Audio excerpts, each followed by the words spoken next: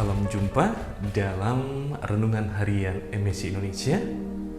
Hari ini Senin 31 Oktober 2022. Bacaan yang hendak kita renungkan yang pertama dari Surat Rasul Paulus kepada Jemaat di Filipi, bab 2 ayat 1 sampai dengan 4. Juga dari bacaan Injil Lukas bab 14 ayat 12 hingga 14. Saudara-saudariku terkasih, saya mempunyai pengalaman ketika berbuat baik atau berbuat kasih.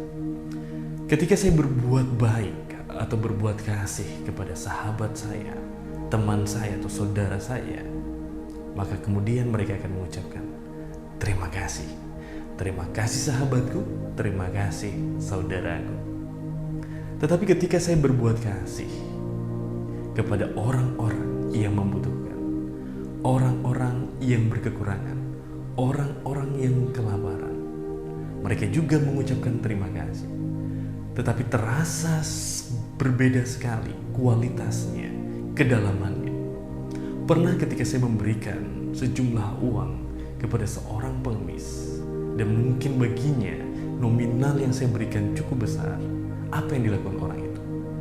Ia kemudian berkata, terima kasih banyak. Terima kasih Tuhan.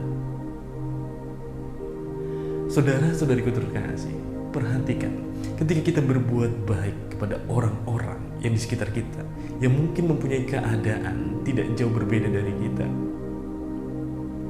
maka mereka akan merasakan kebaikan kita. Cukup sampai di situ.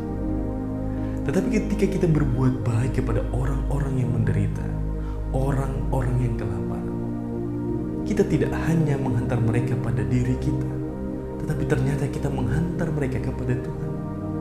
Ketika mereka mengucapkan terima kasih pada diri kita, tetapi juga mereka mengucapkan terima kasih kepada Tuhan. Artinya dengan berbuat baik, dengan perbuatan baik kita, menyadarkan orang itu bahwa Tuhan masih mencintainya, Tuhan memperhatikannya, Tuhan ada bersama-sama dengan dia. Inilah yang dimaksudkan Yesus dalam bacaan Injil hari ini. Ketika ia diundang untuk sebuah perjamuan oleh orang Farisi, Yesus katakan, jika engkau mengadakan perjamuan entah siang ataupun malam, maka jangan mengundang orang-orang yang dekat dengan kita atau kenalan-kenalan kita. Mereka sahabat kita, saudara kita, atau orang-orang yang ada dalam circle kita, yang mungkin situasinya, kondisinya tidak jauh berbeda dengan diri kita. Tetapi undanglah mereka yang cacat, yang buta, yang lumpuh, yang menderita. Karena perjamuan kita yang kita buat, undangan kita kepada mereka, menjadi sebuah sukacita besar bagi mereka. Sebagai sebuah pintu kesadaran bagi mereka bahwa Tuhan ada bersama-sama dengan mereka.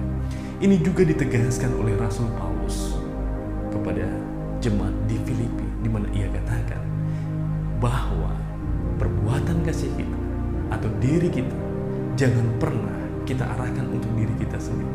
Jangan pernah kita mementingkan diri kita atau kelompok kita. Tetapi mari kita pentingkan, kita utamakan mereka yang membutuhkan. Untuk itu saudara-saudariku terkasih, saya mengajak kita sekalian, mari mulai saat ini kita belajar untuk lebih bijaksana lagi. Kita belajar untuk lebih cermat lagi mengarahkan perbuatan-perbuatan kasih kita. Kita berbuat kasih bukan supaya kemudian orang-orang yang di sekitar kita memuji kita, ataupun nanti mereka membalas dengan perbuatan baik lainnya. Tidak, tetapi kita arahkan perbuatan-perbuatan baik kita, perbuatan-perbuatan kasih kita kepada mereka yang membutuhkan. Supaya apa? Supaya mereka mengalami kasih Allah, supaya mereka menyadari Allah ada bersama-sama dengan mereka. Dan ingat kata-kata Yesus pada akhir dari bacaan Injil, dengan berbuat demikian, maka kita akan mendapat balasannya ketika orang-orang benar dibangkitkan. Artinya dengan berbuat kasih yang seperti demikian, kita menjadi orang-orang yang dibenarkan di hadapan Allah. Semoga kita menjadi pribadi-pribadi yang mau berbagi, yang mau mengasihi, bukan semata untuk diri kita, tetapi semata demi kemuliaan Tuhan. Semoga demikian. Tuhan